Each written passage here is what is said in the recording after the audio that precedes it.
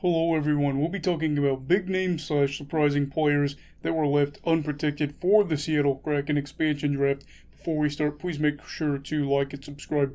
And also, I just wanted to say that maybe I forgot somebody. If so, it's no big deal. I'll stone these notes together and it'll be alright. But yeah, let's dive on in. So the Anaheim Ducks left Adam Henrique exposed, unprotected. And he is the biggest name for Anaheim. And while he still plays well, I could see him getting taken in this expansion draft. I think the big reason that Anaheim did this was he's over 30. He's not producing enough to be worth what his contract is. And I think that's really the basis of it. Overall, though, I'd really love to see former Blue Jacket Sonny Milano get selected to Seattle, get a little bit more playing time, all that good stuff. That'd be really fun there. Next up, we have Buffalo Sabres, because again, not every team had anybody I wanted to talk about. And for the Sabres, Jeff Skinner is going to be on here, and I don't expect him to be selected, but there's no real reason even talking about this anymore, because unless you're new to hockey, you would know why Jeff Skinner would want to be moved on from Buffalo. Now, the Carolina Hurricanes left Nino Niederreiter, which was definitely their biggest name, unprotected, and he came off a 20-goal season in 56 games. That's his fifth 20-goal season in his career. However, he is a UFA after this upcoming season, and Carolina felt like they had other players to protect, which is what it came down to. Also, Jake Bean, the Hurricanes' former first-round selection from a few years ago, could be a fun pick if the Kraken pick him up. We'll have to see how that goes there as well. Now, the Calgary Flames fans should probably be reciting, "Oh, Captain, my Captain," as Mark Giordano is probably gone. I would imagine so. Giordano, I guess I should say, has played his whole career in Calgary, if I'm pretty darn sure about that. But he's 37, only has 1 year left on his deal. And you would say those two things probably force Calgary's hand, but it's really tough knowing that he could play another good 3 years. Who knows how long he's going to play. But yeah, that's going to be a big blow to Flames fans if they lose Mark. Now, the Colorado Avalanche didn't protect Gabriel Landeskog because he is a UFA. And then you have Jonas Donskoy, which was the other big name I'd say on there. Now, losing either player would hurt, but out of the two, you'd probably like to keep Landeskog if you're an Avs fan. Donskoy would not be a bad pickup by the Kraken if they do go this route for Colorado, which they'll have to pick somebody, so we'll see who it is. Now, the Blue Jackets will likely be losing Max Domi, as that's the one surprising thing here is they protected, I think it was Robinson over Domi. I still think Domi's a really good player. I know he just traded for him this past season to swap out Anderson and all that, but you know, Domi can play center, he can play wing, he provides a lot of value. He had a down year in Columbus. I think a lot of that had to do with Torts' system, and I'd hate to see him go, but, you know, I pretty much can guarantee Seattle's probably going to pick him up as well. Now, the Dallas Stars were always going to have a tough decision in deciding which goalie they were going to protect. You had Anton Khudobin and Ben Bishop up for grabs. Now, they left Ben Bishop unprotected. The thing is, though, if they can squeak by this, and there might be a reason that they wouldn't select him, well, a few. But if they can squeak by and Bishop doesn't get picked and this duo in their net can get healthy, that's a miracle for them, because then I think that they could make a big push for the playoffs with those two starting in net. However, Seattle might have their eye on him. For the Edmonton Oilers, Oscar Klefbom will likely be the Oiler getting picked by Seattle. If they feel comfortable with that, because obviously, you know, he missed last season with a shoulder injury. He'll be missing probably all of next season as well with this shoulder injury that who knows how it's going on. Now, Klefbom blocks a lot of pucks. His offensive game can be hit or miss, and he can play top pairing minutes, but you'd ideally like to have him part of your second pairing, so we'll see how that goes. Had he been healthy, I think that I don't even know what the list would look like for Edmonton. Now, Florida, this one seems pretty apparent. We talked about it in the video yesterday. Chris Driedger will likely be taken by the Seattle Kraken, and that will fulfill Florida's spot that they have to probably lose there.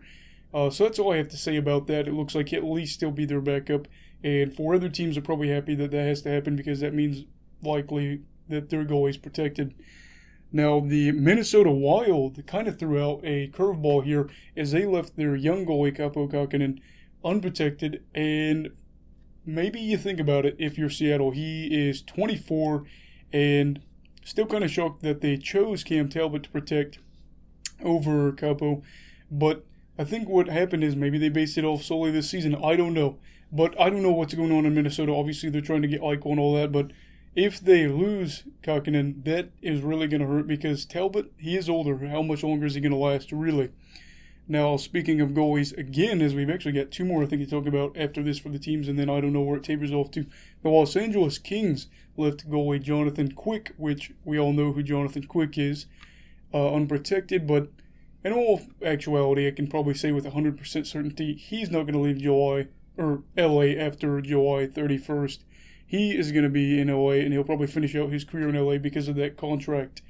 Now, speaking of shockers and big-time, big-name goalies, Montreal Canadiens goalie Carey Price moved his no-movement clause in order to protect goalie Jake Allen, and it's weird. I don't think Seattle will take him, but what I would say is I could see why they would in the terms of if he's on, he's on, and the jersey sales and the merchandise sales would probably be insane. But I'd say overall, Habs fans, don't worry about it too much, as I don't expect them to take it. Also, you have Shea Weber that they left unprotected due to nobody knows what's happening in his career because of injuries.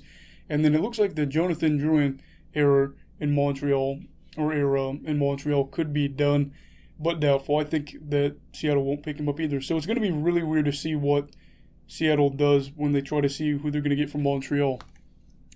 Now, Nashville, the Preds chose not to protect Matt Duchene and Ryan Johansson. And when I talk about players, I try not to talk about them too negative. Here's what I will say. Nashville would love to come out of this with one of those contracts being gone. I could guarantee it. Probably Duchene at this point. But Johansson probably would work too either way. I don't know how it's going to go there, but like I said, this would be more beneficial for Nashville than Seattle. We'll see how that goes. For the Devils, they have left PK Subban out there, which we kind of expected. His play's been pretty bad the past 2 years, maybe even 3, but it's pretty obvious his value isn't up to what he cost, and that is a big part of it right there. And it seems like maybe he doesn't even have interest in hockey anymore, at least from the playing aspect. But they also, surprise, left Will Butcher off this list. And for Devils fans, I think that stings. He's only 26. He has 1 year left on his deal. He's the odd man out. Personally, I don't agree with it. I think Will Butcher should have been protected. Will he go to Seattle?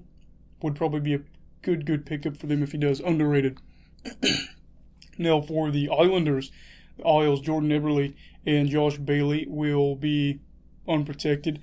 And it's kind of shocking because they do both have two-way value, but it's not crazy shocking in the sense they are old. People question what their value is, if they live up to their contracts and all that.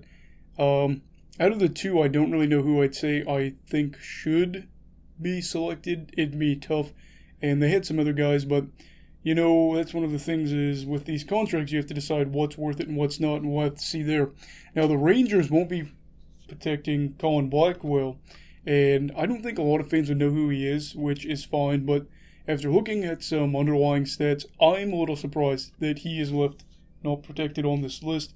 And I think it's the wrong decision, personally, because I think, again, this isn't a science, but I think that his offensive game has room to grow, and he's really cheap. He's only $750,000 on the books, so I'm kind of surprised that they're not protecting him. But if maybe, I don't know exactly everybody on the list for New York, but if Seattle could get him from the Rangers, would be a decent pickup for a bottom six guy. Now, the Ottawa Senators, nobody's probably going to get picked off. Well, maybe Dadonov. But for the Senators, they left Matt Murray unprotected, which I feel so bad for him because here he is being unprotected after they traded for him and gave him a 4-year, $25 million deal. But it's not working out in Ottawa. I don't even think it would work out in Ottawa if they had a better defensive team. But Matt Murray's career, will probably be able to write a documentary about it one day. For Philly, no surprises. Jacob Voracek is on this list. It seems like he wants out of Philly, which is really weird because it seems like he's been there a lifetime. And not to be, maybe they'd get him. I don't know. That'd probably be good for both sides. He wants to leave. I don't think, he'd want to stay afterwards. Who knows? But James Van Riemsdyk being left on this list is kind of shocking. And while I don't agree with him being unprotected, I get that he's 32 and has 2 years left on his deal worth $7 million a year, and that could potentially be removed by expansion. Regardless, though, Van Riemsdyk still provides good production, and it's a little weird. I don't know. I think that I might have protected him. I didn't get a great look at Philly's list, but I still think it's a little weird because he provides good value. The Pittsburgh Penguins, you could either argue probably Marcus Pettersson or Brandon Tanev here. I'm not going to dog on a player right now and say it's their fault that they're protected, but I am surprised that they're protecting Jeff Carter because Jeff Carter is 36. So I was a little surprised they protected him when they've got one of these two players here that they could have protected. I know Jeff Carter he had a really good year this year after he had 2 bad years. But a 36-year-old that's had some rough years in the past, I don't know. It was a little surprising. Maybe it'll work out for him. San Jose Sharks, Martin Jones, next. Nothing really to say there. Now, the St. Louis Blues, Vladimir Tarasenko is the biggest name, or one of the biggest names on this list, and for good reason. He's one of the best snipers in the game when healthy. The problem is he hasn't been healthy, and his play has slipped past 2 years. We did a video on that as well. And his contract is rough for somebody that struggled the past 2 years and had some injuries. But I think the big thing here is St. Louis wasn't able to trade him. They want to possibly expose him just to get the money off the books. See how that goes there. However, is Seattle going to take that gamble? We'll have to see. The Tampa Bay Lightning, this is one of the lists that you really just feel frustrated if you're a Lightning fan because there's a lot of good players on this list. But when you're $18 million over the cap, and you have a lot of good players, you have to make tough decisions. And I'm not exactly sure, but Tampa Bay was one of the few teams, if not the only team, I might be wrong about that, that did the 4-4-1, where they selected 4 forwards and 4 defensemen to protect instead of 7 forwards and 3 defensemen. And, looking at this list, they have Yanni Gourde, Tyler Johnson, Alex Killorn, and Andre Palat. Really good players on here. They're all good, experienced players, that have won. They've all won back-to-back cups, I believe. Yeah, they all have. And older, experienced. I don't think their contracts are terrible. Some of them aren't super expensive. I don't think any are crazy expensive. And this is somebody out of this list is getting picked up, and it's good. Now, Tampa Bay did this and protected McDonough, which I thought was a kind of weird thing. McDonough obviously logs a lot of minutes, especially on the PK, stuff like that. He does a lot of stuff for them. But at the end of the day, a little weird because McDonough is 32, but I guess they love their top 4, so that makes sense. And maybe keep that together and have him log a lot of minutes. Finally, I'm pretty sure this is the last one. The Vancouver Canucks, which my favorite team, will basically have a few guys that I want to leave and a few guys I don't want. I'm not going to say it because Seattle's not watching my videos, but if they are, I'm not trying to give away anything and make them realize who I don't want. So let's just say, Seattle, please take somebody I don't want. That's going to wrap it up for this video. Again, please make sure to like and subscribe.